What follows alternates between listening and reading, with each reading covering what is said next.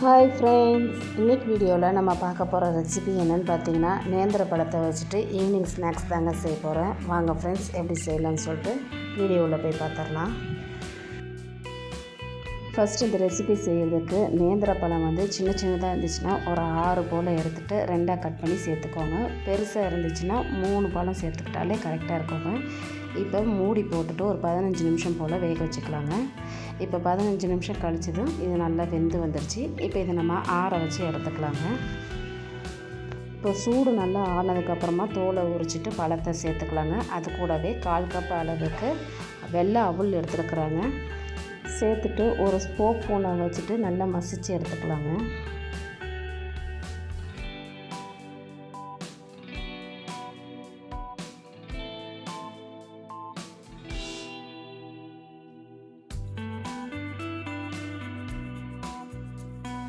இப்போ நல்லா மசிச்சதுக்கு அப்புறமா 1/2 கப் அளவுக்கு கோதுமை மாவு எடுத்துருக்குறாங்க. அது கொஞ்சமாக சேர்த்துட்டு நல்லா பிசைஞ்சு எடுத்துக்கலாங்க.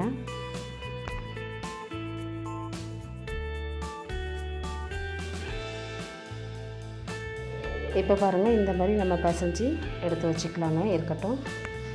இப்போ வேறு ஒரு கடாயில் 1/2 கப் அளவுக்கு பாசிப்பருப்பு எடுத்துக்கிறாங்க. அதை நல்லா பொன்னிறமாக வறுத்து எடுத்துக்கலாங்க. ஸ்டவ்வை லோ ஃப்ளேமில் வச்சுட்டு கோல்டன் கலர் ஆகிற வரைக்கும் நம்ம நல்லா வறுத்து எடுத்துக்கலாங்க.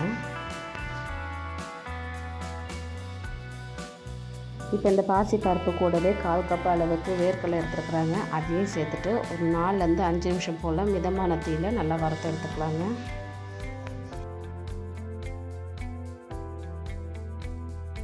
இப்போ வறுத்தது ஆறுனதுக்கப்புறமா ஒரு மிக்ஸி ஜாரில் நம்ம சேர்த்துட்டு இது நல்லா கொரப்பாக அரைச்சிக்கலாங்க. பவுட்ரு மாதிரி அரைக்காமல் கொரப்பாக அரைச்சிக்கலாங்க. இந்த மாதிரி அரைச்சிக்கிட்டால் கரெக்டாக இருக்கும். இப்போ அதே பாத்திரத்தில் 1 ஸ்பூன் அளவுக்கு நெய் எடுத்துக்கிறாங்க. இப்போ இந்த நெய் நல்லா உருகி வரட்டுங்க.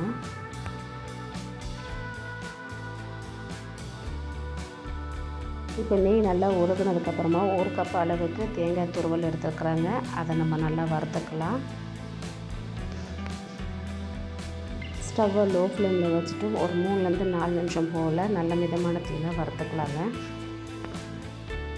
தேங்காய் நல்லா வறுப்பட்டதுக்கப்புறமா நம்ம கொரப்பாக அரைச்சி வச்சுருக்கிறத சேர்த்துக்கலாங்க.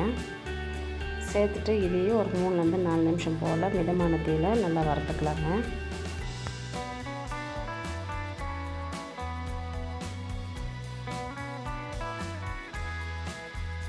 இப்போ இதையும் நல்லா வறுத்ததுக்கப்புறமா 1/2 கப் அளவுக்கு சர்க்கரை எடுத்துருக்குறாங்க. அதில் கொஞ்சமாக சேர்த்துட்டு நல்லா கலந்து விட்டுக்கலாங்க. சர்க்கரை உங்களுக்கு அதிகமாக சேர்த்து சாப்பிட்ணுன்னு நினச்சிங்கன்னா கூட கொஞ்சம் சேர்த்துக்கோங்க.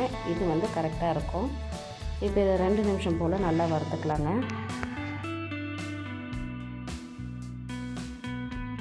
இப்போ இது கூடவே வாசனைக்காக கொஞ்சமாக ஏலக்காய் தூளை போட்டுருக்குறாங்க. சேர்த்துட்டு நல்லா வதக்கி விட்டுடலாம் ஒரு தடவை.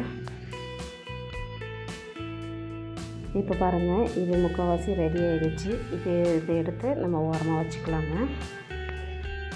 இப்போ நம்ம பிசைஞ்சு வச்சுருக்கிறதுல கொஞ்சமாக சின்ன உருண்டையை போல் நம்ம எடுத்துக்கலாங்க.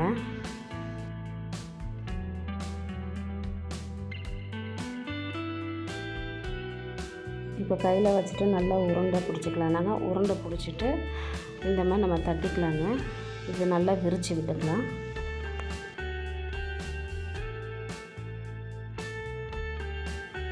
இப்போ நம்ம ரெடி பண்ணி வச்சுருக்கிற பூர்ணத்தை 1 ஸ்பூன் அளவுக்கு நான் வச்சுருக்குறேங்க. இப்போ இது நம்ம க்ளோஸ் பண்ணிடலாம். நேந்திர பழத்தை வச்சு ஏதாச்சும் ஸ்நாக்ஸ் செய்யணும்னு சொல்லிட்டு நீங்கள் விருப்பப்பட்டீங்கன்னா இந்த மாதிரி செஞ்சு பாருங்கள். இதோட டேஸ்ட்டு சூப்பராக இருக்கும். சாப்பிட சாப்பிட இன்னமும் சாப்பிட்டுக்கிட்டே இருக்கணுன்ற மாதிரியே ஒரு ஃபீல் நம்மளுக்கு இருக்குங்க. கண்டிப்பாக ட்ரை பண்ணி பாருங்கள். க்ளோஸ் பண்ணிவிட்டு மறுபடியும் இந்த மாதிரி உருண்டையாக பிடிச்சி வச்சுக்கலாம். இல்லைனா உங்களுக்கு விருப்பப்பட்ட ஷேப்பில் நீங்கள் உருட்டி எடுத்துக்கலாங்க. இப்போ இதே போல் இருக்கிற மாவுலையும் நம்ம உருட்டி வச்சுக்கலாங்க. இப்போ ஒரு கடாயில் தேவையான அளவுக்கு எண்ணெய் ஊற்றி நல்லா சூடானதுக்கப்புறமா நம்ம ரெடி பண்ணி வச்சுருக்கிற உருண்டைகளை ஒன்று ஒன்றா சேர்த்துக்கலாங்க.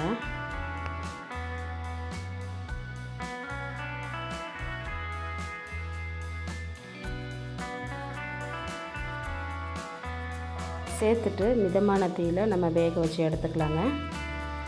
இது போட்ட உடனே கீழே ஒட்டுற மாதிரி இருக்கும். அதனால் லைட்டாக கரண்டியை வச்சு திருப்பி போட்டுக்கோங்க.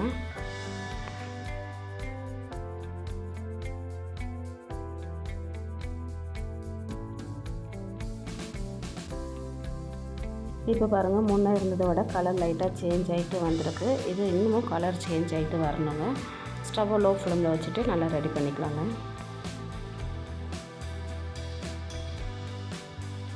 இப்போ பாருங்கள், கலர் நல்லா சேஞ்ச் ஆகிட்டு கோல்டன் கலரில் வந்திருக்குது. இப்போ இதில் இருக்கிறது எல்லாத்தையும் நம்ம வேறு ஒரு பிளேட்டுக்கு மாற்றி எடுத்து வச்சுக்கலாங்க.